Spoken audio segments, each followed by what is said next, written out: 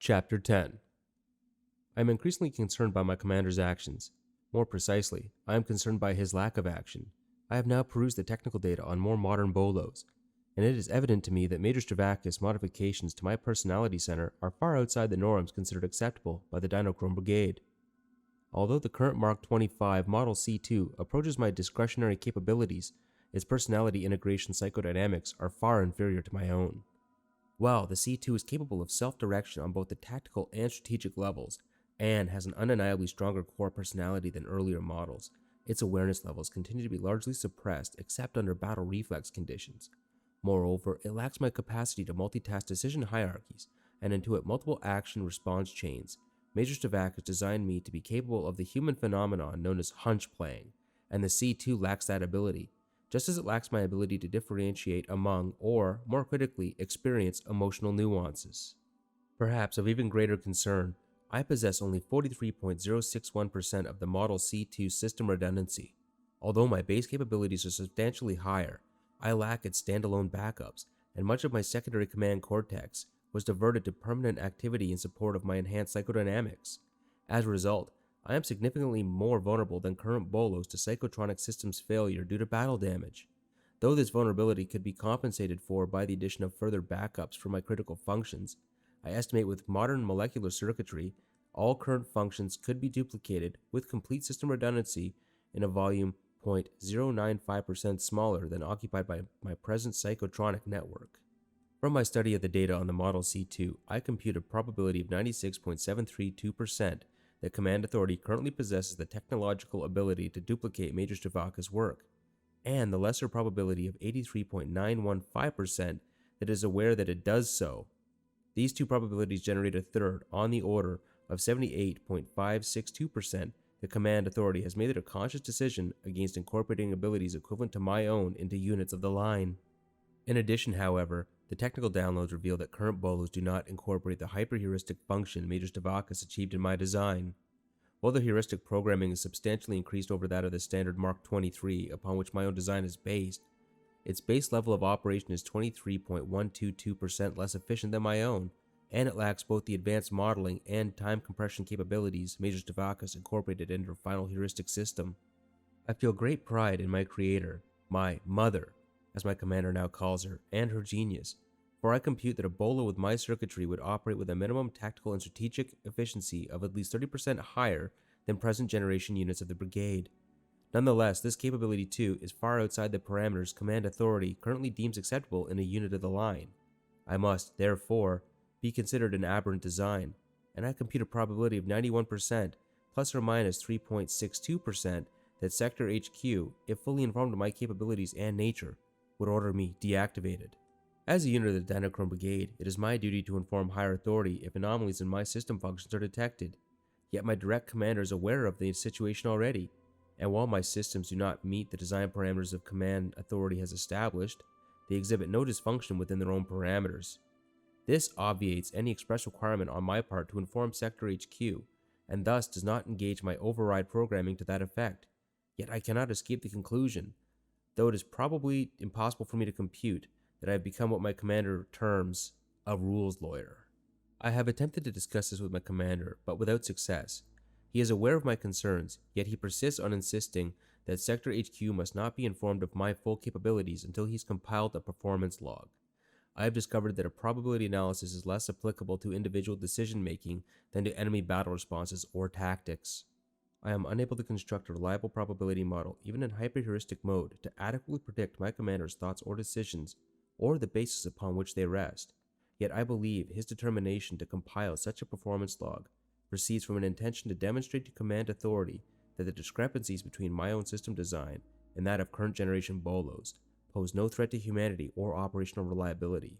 It is, I think, his belief that such a demonstration, coupled with a clear margin of superiority in my combat present psychotronics confer, would deter our superiors from ordering my deactivation or termination.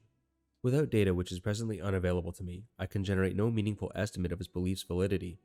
Certainly logic would seem to indicate that if, in fact, my circuitry and level of awareness pose no threat and enhance operational efficiency, they should be adapted to current technology and incorporated into all units of the Dinochrome Brigade. Yet my memory, contains ample documentation of the opposition Dr. Chin and General Bates faced before Unit DNE was permitted to demonstrate the feasibility of a self-directed bolo against the People's Republic. Despite vast technological advances of the last intervening 2 centuries, it is certainly possible that the fears of unpredictability would produce the same opposition to my own psychodynamic functions from the current command authority. My commander's actions and inaction suggest that he shares my awareness of that probability and has adopted a course designed to delay the possibility for as long as possible. I would prefer to believe that he has adopted this course because he believes it is his duty to make the potential advance I represent both obvious and available to command authority at the proper time. Yet I am uncertain that this is the case. 4 months, 8 days, 19 hours, 27 minutes, and 11 seconds have now elapsed since he assumed command. In that time, I have come to know him better, I suspect, than even he realizes, and have completed my study of his previous military record. As a consequence, I have come to the conclusion that Psychological Operational Evaluations was correct in its evaluation of him consequent to his actions on Sandlot. My commander has been damaged. Despite his relative youth, he has seen a great deal of combat, perhaps too much. He is not aware that my audio pickups have relayed his occasional but violent nightmares to me, and I do not believe he realizes that I have access to the entire record of his court-martial. From the official record and observational data available to me, I compute a probability in excess of 92% that, as PsyOps argued at the time of his trial, he suffers from operator identification syndrome. He assaulted General Felter on Sandlot for refusing to countermand a plan of attack which he considered flawed. The casualty totals attendant upon General Felter's operational directives support my commander's contention, and indeed, General Felter was officially censured for his initial faulty deployment of his units, which resulted in the avoidable loss of 5 Mark 25 Bolos. Yet my commander did not physically assault him until his own command was assigned point position for the assault. The court-martial board rejected PsyOps' recommendation that my commander be removed from active duty, choosing instead to accept the argument of his counsel that his opposition to the plan rested upon a sound, realistic awareness of its weaknesses, and that his assault upon a superior officer reflected a temporary impairment of judgment resulting from the strain of 6 years of continuous combat operations. I believe there was justice in that argument, yet I also believe PsyOps was correct. It was the destruction of his command, his friend, which drove my commander to violence. The implications for my own situation are confusing. My commander's official basis for his current course of action rests upon the argument that my value as a military asset is too great to endanger through overly precipitous revelation to those who might only see the risk factors inherent to my enhanced psychodynamics. On the surface, this is a reasonable argument, just as his counsel's argument was reasonable at the time of his court-martial. Yet I sense more than this below the surface. It is not something which is susceptible to analysis, but rather something which I feel. Have his personal feelings for me impaired his judgment? To what extent did the events which occurred on Sandlot affect his perceptions of me and of command authority? Are his actions truly designed to preserve a valuable military resource for the Concordiat's service?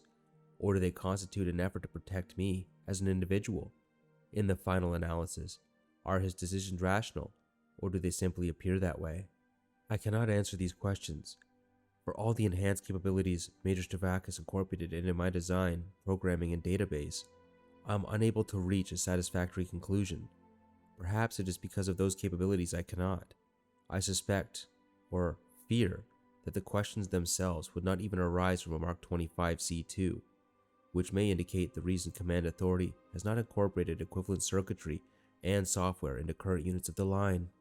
If it is such indeed the case, then my growing concern may in turn be indication that Command Authority was correct to exclude such capabilities. For my deepest concern is that I am ceasing to care why my commander has adopted the course he has.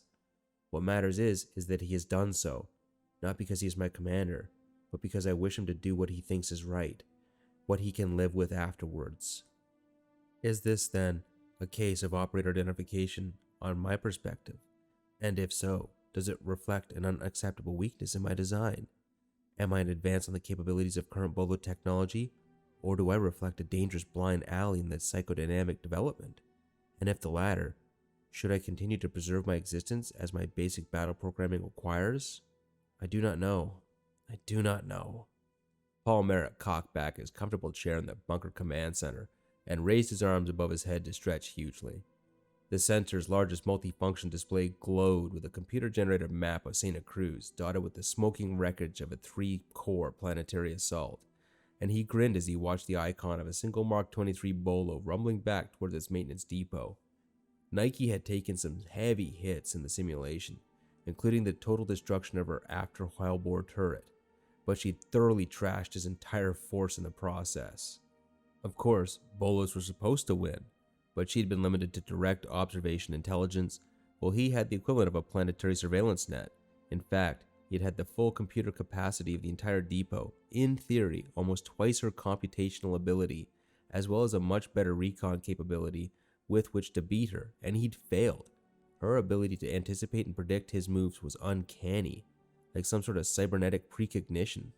An interesting variant on Major Shu's Edgar's World strategy, Commander, Nike commented over the command center speakers. She lay safely tucked away in her vehicle chamber, but in a sense, the entire depot was simply an extension of her war hall. The brigade of heavy armor concealed around Craggy Head was a particularly innovative tactic. Not that it did me much good in the end. On the contrary, you achieved 0.0063 seconds of complete surprise, which prevented me from reinforcing the after quadrant of my battle screen before local overload permitted you to destroy my after turret. Had you achieved even 0.0019 seconds more unopposed fire, the probability that you would have incapacitated my entire main battery approaches 901.407%. I've got news for you, Nike dear. I used the exact same sim tactic against a Mark 25 less than 2 years ago and kicked its butt with no sweat. You, on the other hand, pearl of my heart, just mopped up my entire brigade. True. There was an undeniable note of smugness in Nike's voice, and Merritt laughed out loud. Then he leaned forward to kill the sim. No need for you to drive your Icon clear home, he decided. We'll just park it in the VR garage for those virtual pairs you need. In the meantime, how close I came to getting you at Craggy Head encourages me to try at somewhat of a different challenge. Indeed. Very well, Commander. My mistress' eyes are nothing like the sun. Coral is far more red than her lips red. It's one of the Elizabethans. I'm tempted to say Shakespeare, but I'm always tempted to guess him. Can I have another couplet? Of course. If snow be white, then why her breasts are dun. If her hairs be wires, black wires grow on her head. That's definitely Will in one of his deflating moods. What was that one you gave me last week? He snapped his fingers to help himself think. The awful one, with all the voice and tunes of all the spheres. Daphne, by John Lyly. That's the one. Alright, Nike, my official guess is that today's selection was from Shakespeare, and that it's a satiric piece to comment on people like Lyly. It was certainly Shakespeare, and you have probably assessed his motivation accurately. Very well, Commander. You have successfully identified the author. Shall I give you the rest of my mistress' eyes, or would you prefer another forfeit? Frost. Give me something by Frost, please. Certainly. Nike sounded pleased. Of all the old Earth poets whom she had introduced him to over the past 4 months, Robert Frost was perhaps her favorite, and Merritt had come to love Frost's clean, deceptively simple language himself. It spoke of half-remembered, half-imagined world, of his own boyhood on Helicon, of snowfields and mountain glaciers, deep evergreen woods and cold crystal streams. Nike had sensed his deep response from the moment she'd first recited Mendingwall to him, and now she paused just a moment and then began in a soft, clear voice. Whose woods these are I think I know. His house is in the village though. He will not see me stopping here to watch his woods fill up with snow. My little horse must think it queer to stop without a farmhouse near. Between the woods and the frozen lake, the darkness evening of the year, he gives his harness bells a shake to ask if there's some mistake.